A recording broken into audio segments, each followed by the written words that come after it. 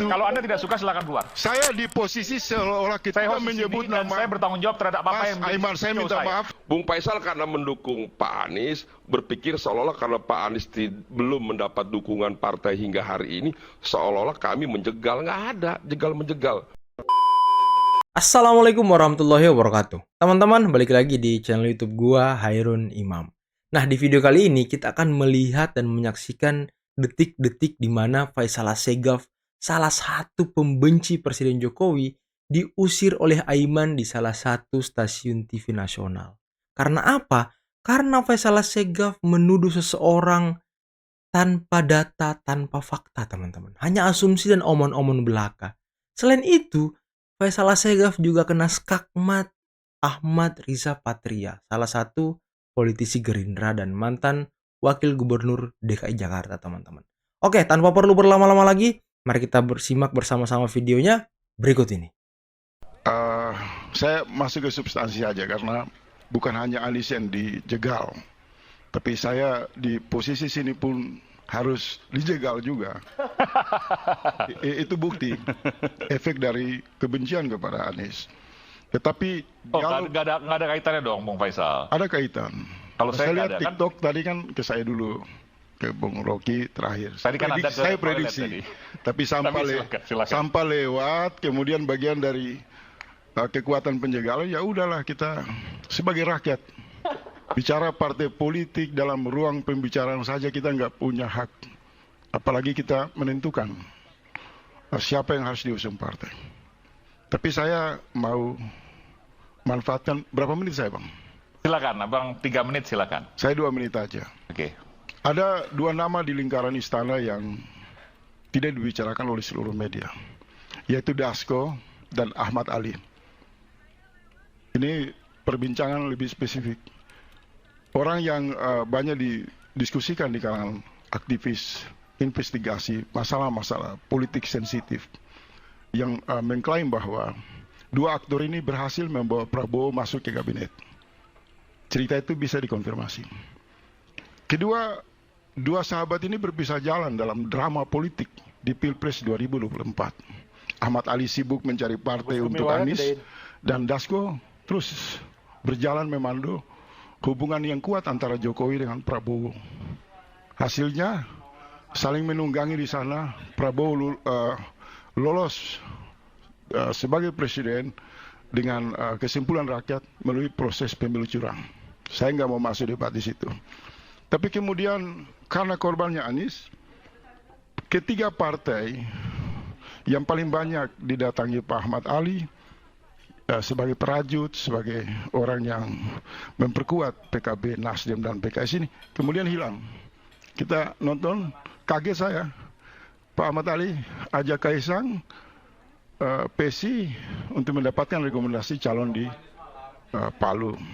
Lalu dalam waktu yang tidak lama, PKS juga menggelar karpet merah kepada Kaisang.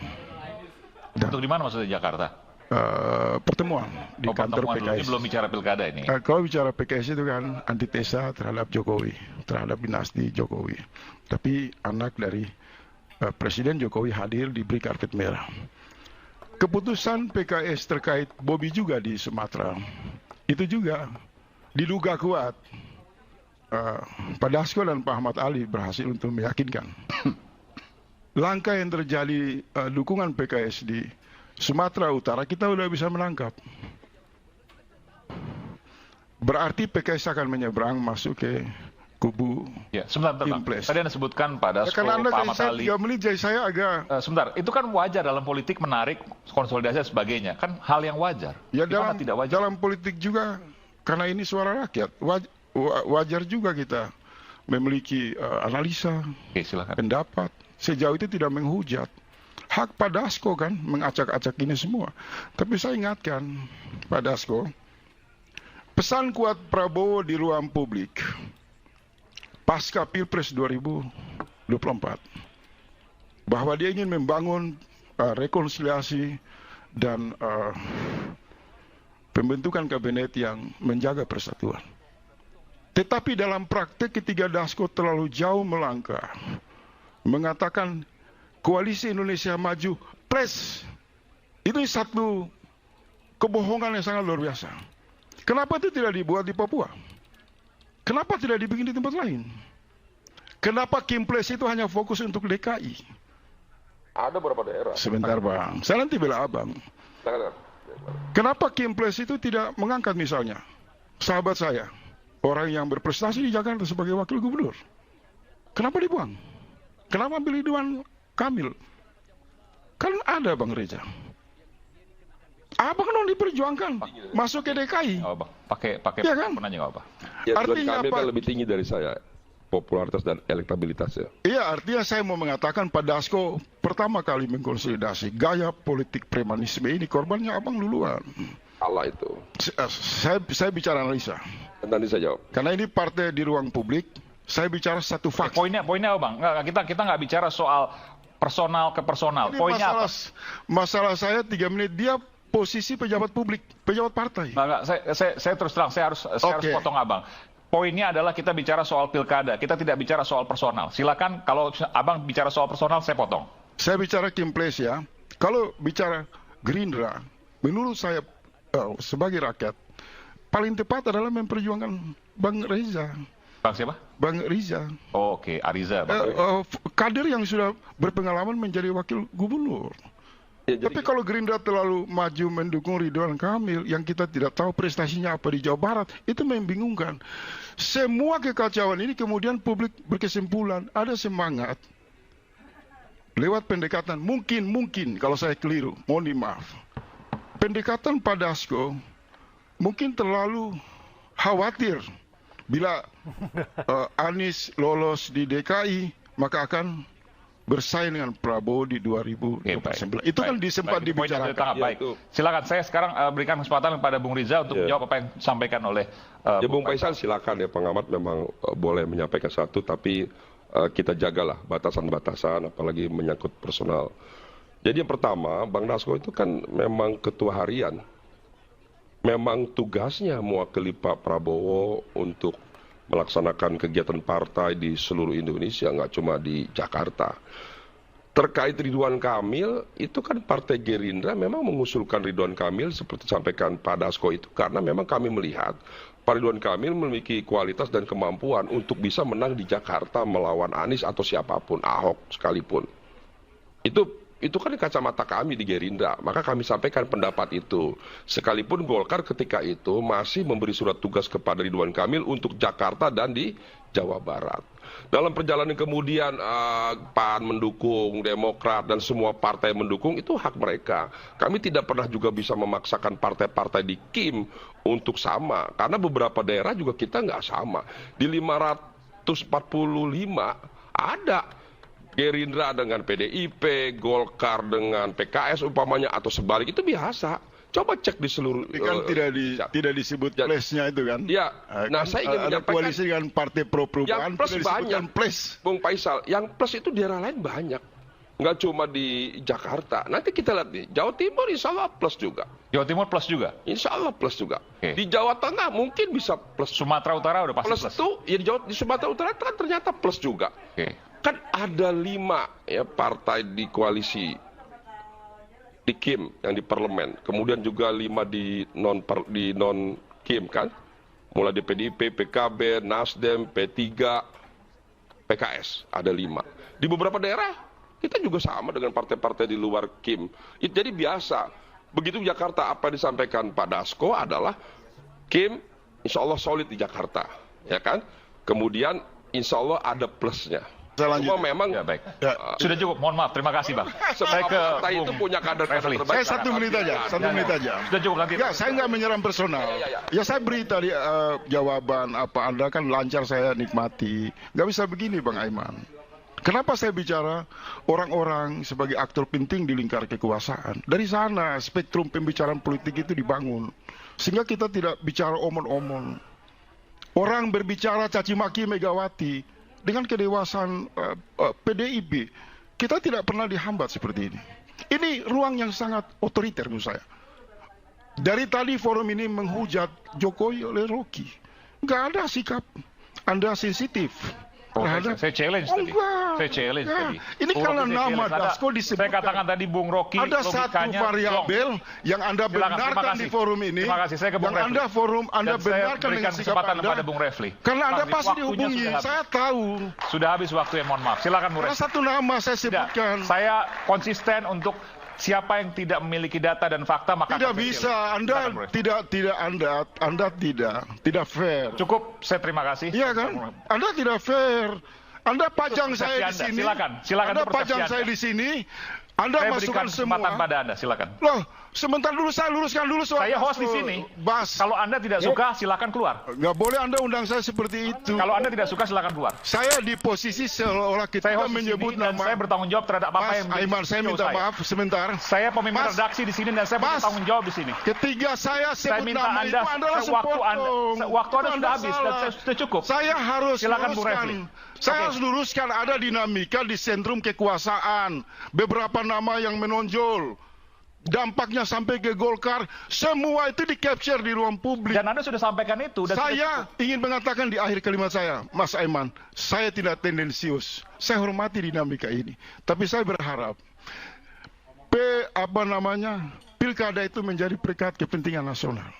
Kalau Gerindra sungguh-sungguh ingin membangun ruang rekonsiliasi, membangun koalisi dengan memberikan ruang kepada yang lain bersaing, pikiran Dasko harus dihentikan.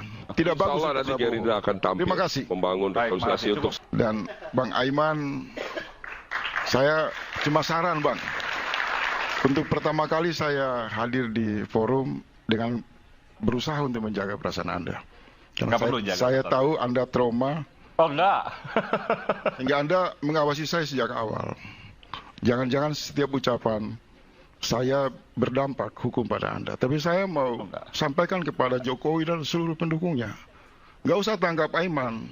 Ada Faisal Assegaf di sini. Tapi waktu saya diproses Anda nggak kemana-mana. tuh. Lah, salah. Anda buka Twitter saya.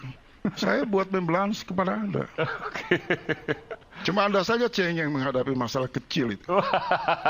Kapan Jadi saya pernah saya nangis? kenapa penting untuk saya menarik Pak Dasko ini? Karena ada satu aliran politik yang menarik sebenarnya. Permainan-permainan taktis Pak Dasko ini menggambarkan satu faksi yang berbeda dengan faksi Fadlizon yang lebih elegan. Faksi kelompok purnawirawan TNI. Oke.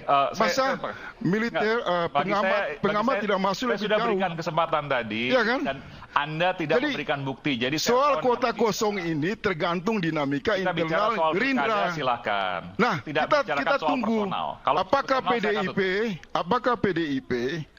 PDIP akan membiarkan kota kosong ini? Ibu Mega sudah menjawab tidak.